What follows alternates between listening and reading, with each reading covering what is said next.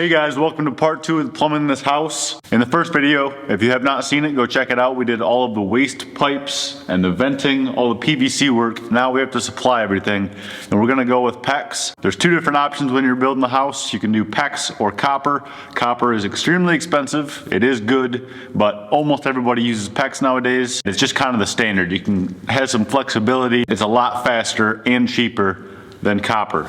Let's get to work. Okay guys, welcome to the Rathburn Ranch. If you're new here, my name's Austin. My wife Chelsey and I are building this 3,500 square foot ranch ourselves.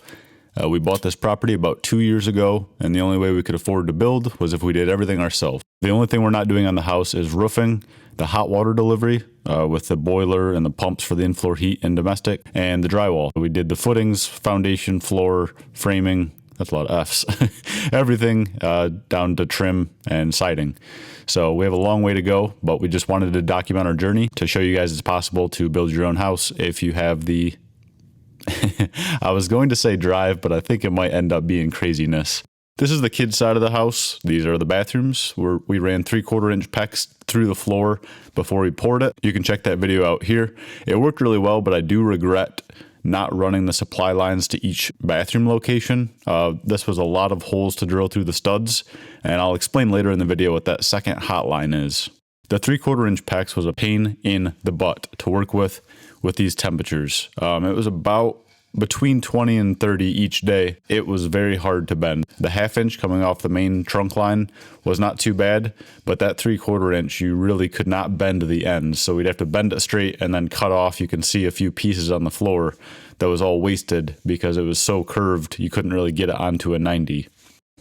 You can see here we're coming down to each vanity. Well, it's actually one vanity, but there's going to be 2 sinks. So we had to run one hot and one cold for each, and then branch over for the toilet. And I'm gonna build the shower later, so I just ended it there. Wanted to keep on moving. These are our 2 dogs, Harley and Hank, and they love hanging out in the house while we're building. They love nothing more than attention. Got the PEX out here, soaking in the sun, trying to get it a little warmer. That way it'll bend a little easier. We started each morning by heating up with a top hat heater. It was pretty chilly, so it kind of warmed us up, got us ready for work.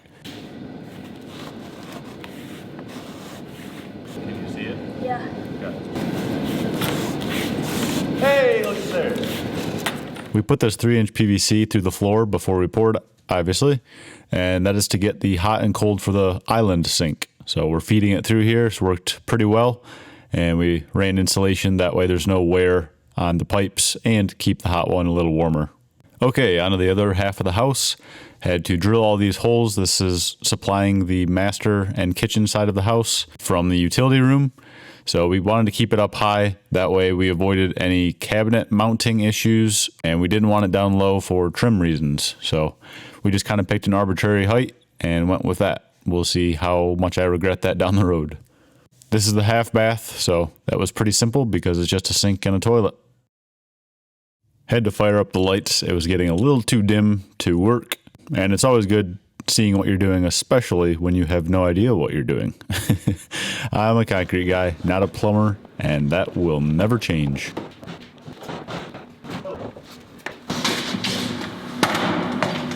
You want to be a plumber? Oh, dude, I don't know why this makes me so grumpy. Really? Oh my gosh. I would rather floor the shittiest footing job. Like just like, it's so dicky. yeah, it's like wrestling a bear. Yeah. With the caveat of if you do something wrong or get too aggressive, you'll have a leak. Right.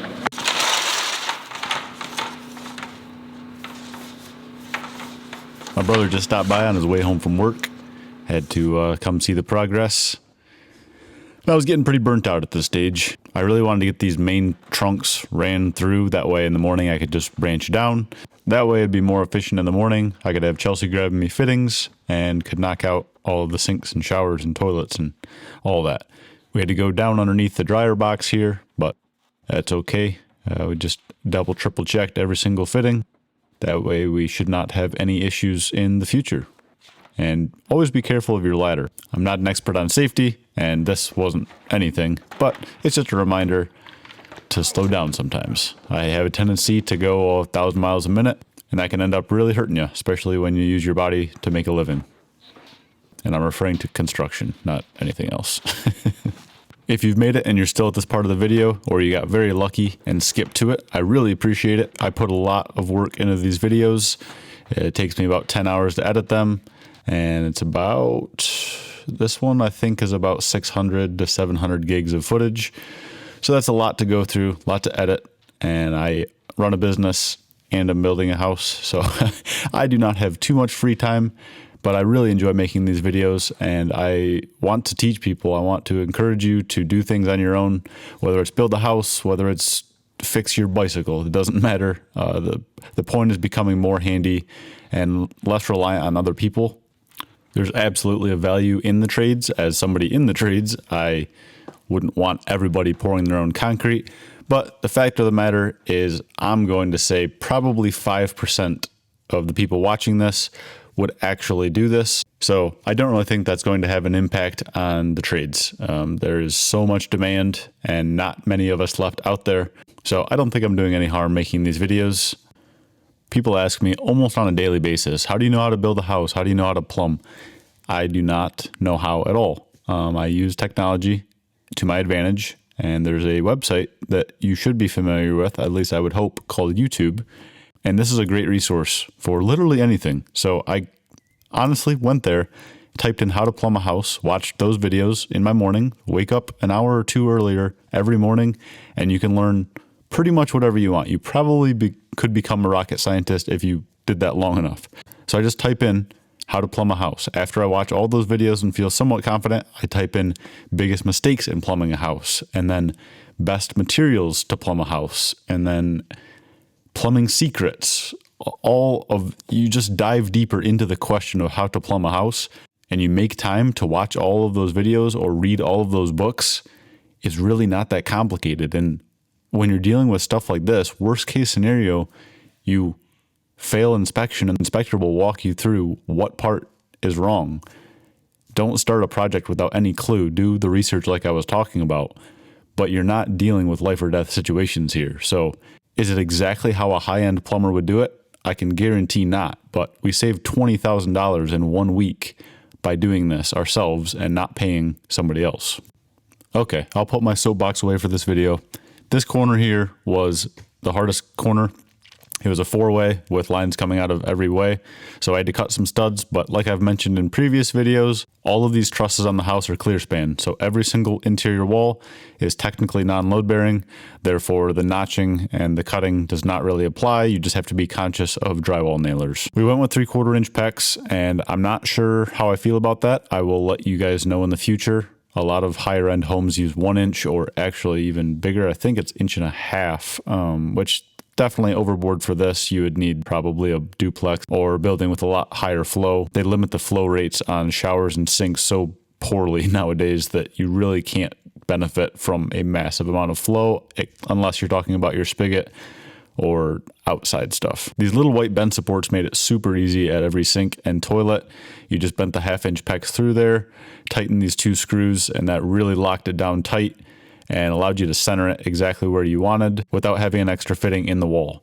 I had hoped to use bend supports on almost every 90 you see, but with the temperatures I tried and I snapped probably 10 of them. And after wasting that much time, I decided just going to do it with fittings, which is not the economical way to do it. Every single one of these fittings ranged between $2 and $8. So if you watch this whole video, you could pretty easily do the math that we spent hundreds, if not thousands, in fittings. But I had done these fittings before and felt pretty confident. This here is right above the range, so this is going to be a pot filler. That way we don't have to pick up a pot and move it over to the sink because we are lazy Americans. I then went down to hook into the pecs that went through the floor to the island and then teed over to an ice maker box. Some people just hard route this in. I like to have a shutoff. That way, if you ever have a leak on your sink, which is somewhat common because for some reason, the line for water on sinks is so cheap. On to the actual mechanical room where all this plumbing is heading to. Chelsea's giving me a lot of crap for making this too nice. She says, it's just a mechanical room. Why are you spending money on 3/4 inch birch? And that's a very valid question, but The answer is, I want this to look nice, and it's exactly like a classic car. People spend tens of thousands of dollars chroming the inside, buying all these specialty show parts for the inside of their hood, which, if you think about it, really does not matter. The only purpose is so when you open up your hood and show somebody your engine, they're like, wow, that looks nice, and you really put a lot of detail into your work. And that is exactly why I'm making this mechanical room so nice. On top of that, it makes things easier to find and see.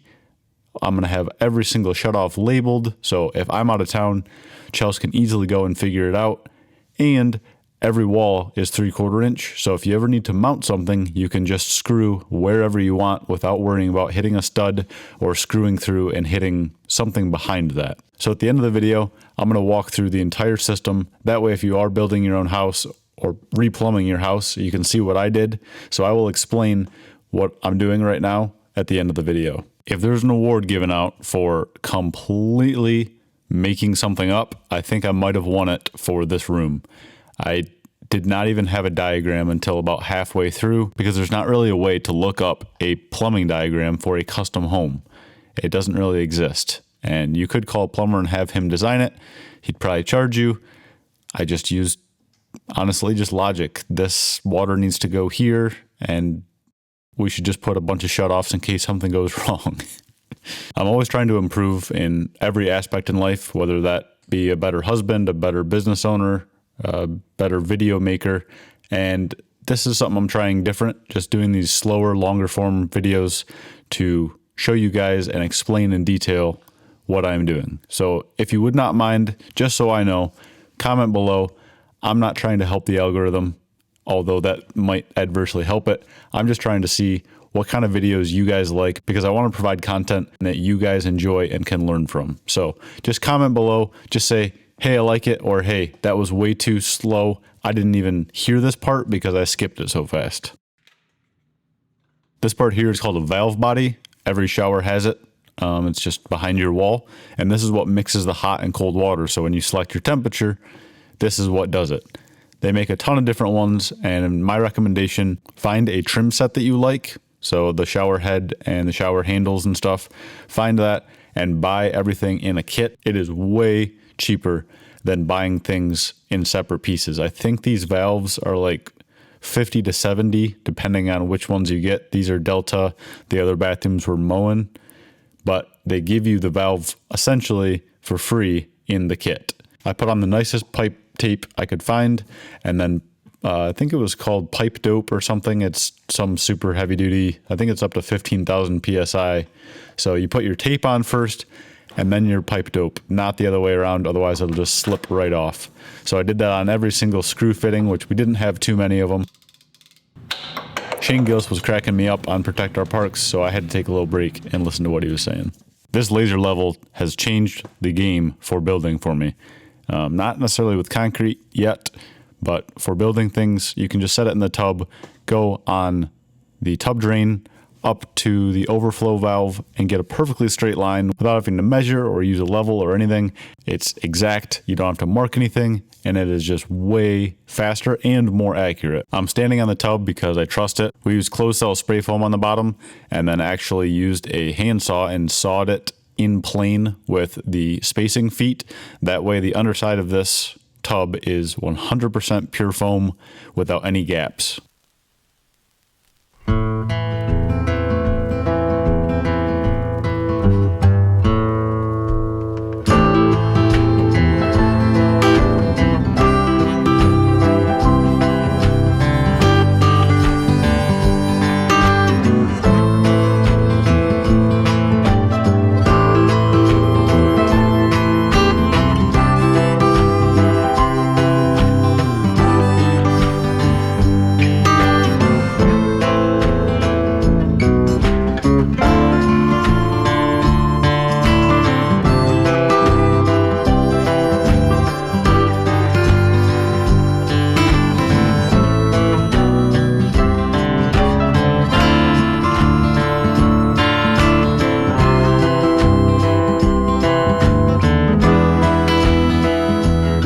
Already got, whoa, there we go. Alrighty guys, we passed plumbing inspection.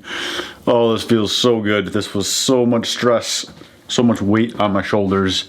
Because I'm not a plumber, I had no idea. I didn't even have a diagram. So I made this all up. It passed inspection with flying colors. He said it looked great, which is always good to hear. Did not expect that because I'm a concrete guy. This took way longer than I thought. I was really hoping for like 3 days, but there was an extreme cold snap, and then it was really nice, and during the nice time, I got sick, like sick. I couldn't come out and work. And then when I was finally feeling better, it was cold again, and this PEX is very hard to work with in the cold. I'm not gonna say how many days it took. You can compare this to our last upload and kind of do the math, but we're good, we're past, and now we can start electrical. But let me walk you through what I did, just so you understand how house plumbing works, and in case this is helpful if you build your own house. So starting here, this is just a conduit for our well. I don't have the well line in, but that will come up 90. The well line will come over here into this massive shutoff. That will then come up into this guy. It's out of the way. This bends down there, and that will be attached there. This is 1-inch PEX. Goes here, and we have a few shutoffs. These three are the water as soon as it comes in the house. So it's not filtered, it's not purified or anything. And these go to spigots outside. So this will go to the first spigot. This will be the front of the house and the back over here.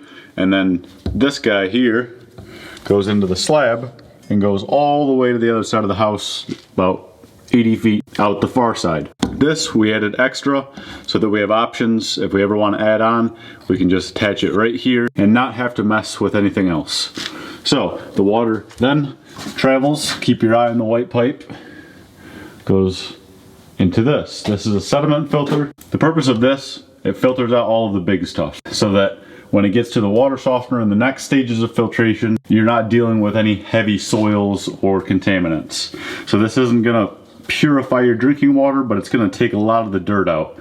That has a interchangeable cartridge like this, and depending on how dirty your water is, you swap this probably about once a month, every couple months. It then comes over here. This is a hot water loop. Just left it here because we're not sure what system we're gonna go with, and we need to be able to pressurize the system. So this is just temporary. I know it's crooked, but it was just scrap we had laying around. Tried to keep this all very straight and neat, which was very challenging in the cold. So the water will come through here, go through a bunch of filtration, then comes to our cold lines. This first shut off here travels around, back here, down into the floor right there, and that is the supply for the far side of the house.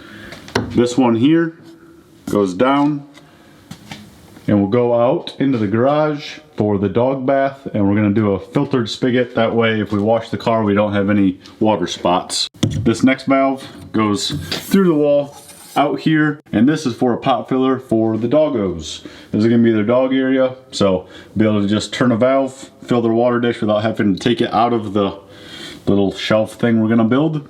So I'm really excited about that because I tend to spill the water every time I get it for them, even though Chelsea gets it for him most times. The next valve is here, and this is the cold supply for the other half of the house. So that goes through the wall and back there. After this, we're going to come through here. We're going to ignore this for a second and come back to it. The water then comes all the way around here, into an expansion tank.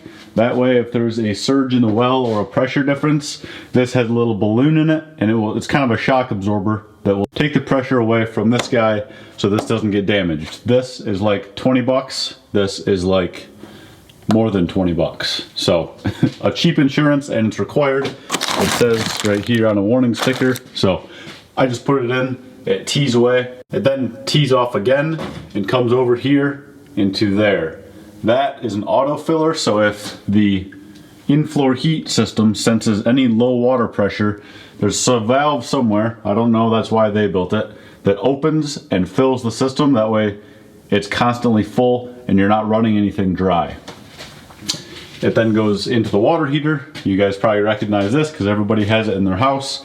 Goes in here. I'm not positive how this works because it's indirect, so this is what heats this, but I'm not sure if there's a heat exchanger or how it happens. I don't really care. All I know is hot water comes out of here. That's why I made it red. the red goes all the way back around, all the way up to there. It then tees off, and that is for this half of the house. Put shutoff valves everywhere, that way we can service stuff if we need to. Another shutoff valve had to wrap around the pipe because we don't want anything rubbing, and it comes all the way back down here. This is the pipe if you lost it, down into the floor to the far side. This line here is what's called a return. There's a couple different ways to do a return. You can actually put a manifold at each fixture if you wanted to retrofit your house. It essentially allows the water that is in the hot line that is cooled down be circulated back to your mechanical room through your cold line. But I didn't want to mess with that. That's a manifold at every fixture, and I think this will work a lot better. This is a designated loop that goes all the way under the floor to the other side of the house.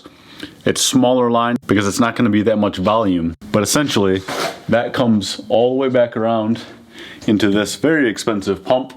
It's like some auto feature, I don't know. They call it auto adapt. It basically senses the usage and creates a pattern. So there's technology and everything now. I figured it would be good to go with because I don't know what I'm doing.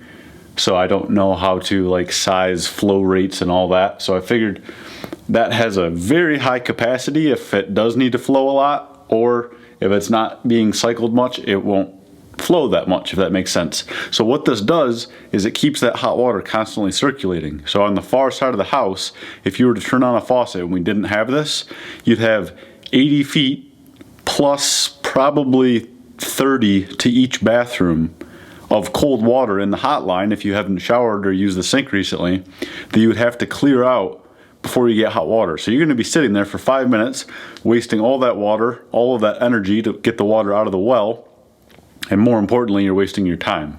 So this just keeps that water circulating. So when you go to turn the faucet, all you are emptying is like 6 feet of water, which is not a lot of water. I'll put it on the screen how much 6 feet of half-inch PEX is. I'm not really sure, but this keeps the hot water at the source. So you're not waiting and wasting your life waiting on hot water.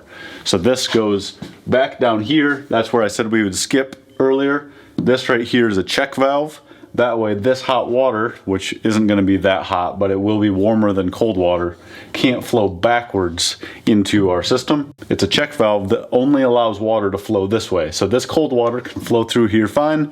This hot water can't go backwards. So this hot water will get mixed back in the supply for the hot water tank and then reheated. So I think this will be a really good system. I hit my head on this so many times. Plumbing. I know, probably hard to believe because it's just this little bit. But for some reason, that is where I staged all of these fittings. So every time I've been down, boom, right there. Get this hinge, we got this corner a couple times, it was awesome. Now I'll walk you guys through a basic setup. This big 3/4 line is what is coming from the utility room, which is right through there. So that's carrying hot and cold water. In this example, it comes down, it tees over to, this is called a valve body. This is what's behind your shower right now. And this is how you mix the hot and cold water up to, this is called a drop ear, that metal piece right there. And it's basically just a way to get straight pipe into a threaded pipe, if that made sense. You can have your supply lines and then kind of branch out of them, kind of like a tree. So we came over here, and on this example, this is kind of the end of it. So this is, I don't know, maybe my side, we'll have to see. And then we branched off again to go way up over. This will be a drop ceiling through here, down to the toilet. We put the toilet outlet on the side because we did not want it in an exterior wall. Anytime you can keep your water lines inside is a good call because you do not want to be patching drywall or struggling with bursting pipes. So we'll probably just build a little soffit box. Maybe we'll do some shiplap on this side or something to cover all that up. I know what you're thinking. You just said don't put anything on the exterior wall, and right there is exterior, but it's actually not. If you looked close or were observant, it is a double wall. So we built an additional wall inside. So this stud bay can be fully insulated plus whatever that is, an extra 1.5 inches. And then these will also be insulated with pipe insulation. That way, this is very protected and away from the exterior wall. In the shower example here, we actually just turned it into a ledge. So the tile will come up here, be a nice shelf, we'll have a top. That way we can set shampoo. So back to the supply, we come over here, we tee out down to the sink supply. So that is one sink. These get cut off and you put a little quarter turn shut-off valve, just like under your sink. Continued over here and ended at my sink. We had to get a little creative because the studs were so close, so we just mounted them over top of each other. That should be just fine. We had to go under here to get around this dryer box. Came up into the washer supply and a laundry room sink. Came all the way over. We teed down, teed off of this. This is for a pot filler because this is going to be the stove right here. These two go down in the floor underneath. Oh, that's a mess, don't look at that. Up into here, and this will be into the island. And then we teed off one more time to go over there to the ice maker box. I know I said I wasn't going to show you the whole house, but I'm on a roll here, so we're just going to keep going real quick. Promise it won't take too much longer. I just want to include this in case you're like me and you're actually doing this project. I hate when people don't show the whole thing because then I only know how to do half of it. So if you're here just for an update for the house, I apologize. Go do something else. Keep the video playing and come back. But if you want to learn something, this is for you guys. So the water came all the way underneath the floor before the pour, came up here, and this is our hot supply, our cold supply, and that loop return I talked about earlier that sends that hot water back. So we put shut off straight here in the wall. We're gonna put this in the drywall. It's a metal access panel. We'll paint over it, you'll never see it. This will allow us, if Billy Bob Joe over there in the corner has a sink leak, we can just come right here instantly and shut it off without having to move anything. Or if we ever wanted to change a fixture or something, this is the spot to do it. We wanted a secondary shut off on this side of the house. So we come up, go over to this bathroom with hot and cold, all the way up through there, through here, and did a manifold for the hot and cold. This is where the hot water will cycle back. All you are waiting for is that water right there, or that water to the shower. Not that, all the way through there, all the way under the floor, 80 feet that way. This should be a little bit nicer. We come down here for the sink supply, come up over there for the toilet, and keep on going all the way here to the shower. This will be super nice. This right here is for the spigot.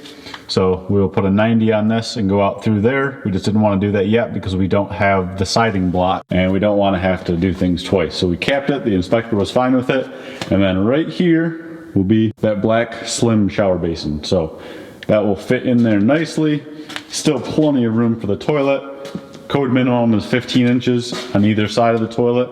I think the smallest one we have is 18. We just wanted plenty of room. So back to where it stubs out of the floor. Come over here, same thing.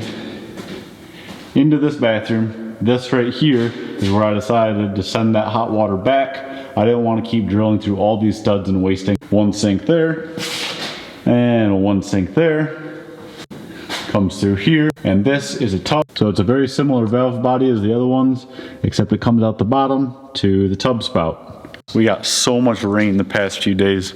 We've been out of power for like 5 days. It just came on last night. We're super grateful for that. We got the supply and we got all the waste and all the venting. So next step is electrical, which is going to take a long time. It's a lot of plugs, a lot of switches. The panel's going to fill up quite quickly.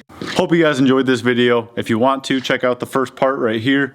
That is all the PVC work for the plumbing, in case you guys have not seen that or you're curious on how to plumb your own house. Not every township or county will allow you to, but in our county, you can do your entire house yourself. So if you're building or remodeling your house and you're curious about doing things yourself, just give your local building department a call and ask them.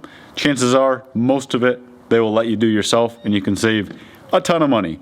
Just in this plumbing here, with the material cost and all of that, it was about a week and a half worth of work, but we saved somewhere around $20,000. I think that plus the materials was about our quote. It was a ton of work. It was not my favorite. We're really looking forward to springtime, getting this house rolling, getting it done, sided, drywalled, trimmed, painted, furniture, so we can finally sit back and relax until the next project.